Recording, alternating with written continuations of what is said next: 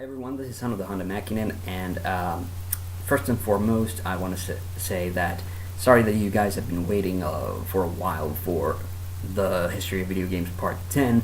I am working on it, but before that, I wanted to do one video that was just kind of fun to do. A thing that fascinates me immensely are animals. I mean, I love nature and all of its weird mysteries because animals can be pretty freaky at times and weird and strange and wonderful and all that stuff.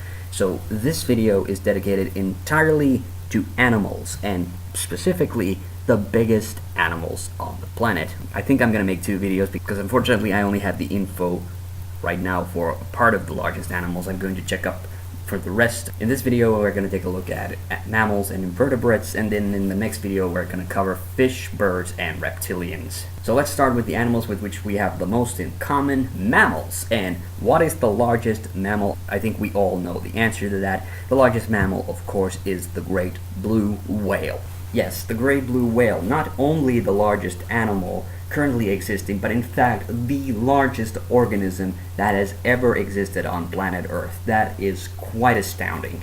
It's also a little inconvenient considering that whales live in the ocean, yet they need air to breathe. But you know, apart from humans, nothing else can pretty much kill you, which is kinda neat. An average adult will grow to about a size between 40 to 60 meters, which is pretty freaking impressive, and weigh about 90 metric tons. Just to give you an idea just how much that is, your average car weighs about a ton. But of course it would be unfair to just name the big blue whale the instant winner because it's the biggest organism on the planet. Of course there are other types of mammals, and the largest land mammal, of course, is the Asian elephant, weighing at around 5 tons. Surprisingly much more impressive than the African elephant, which only weighs at around 2+ tons. But just so they don't feel bad, of course, the African giraffe is the tallest herbivore with a length of about 5 to 6 meters, but weighing only a measly 830 kilograms, so not even a full ton.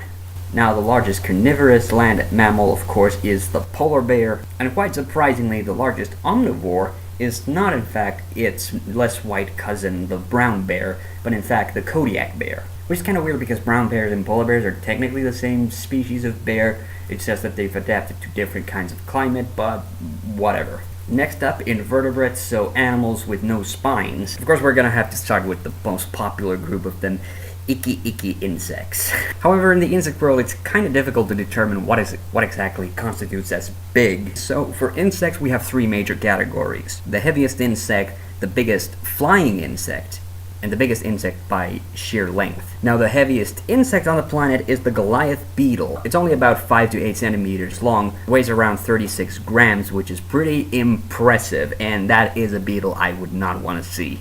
The largest flying insect is the Queen Alexandra's birdwing, a butterfly with a wingspan of 28 centimeters. That's a pretty freaking big butterfly.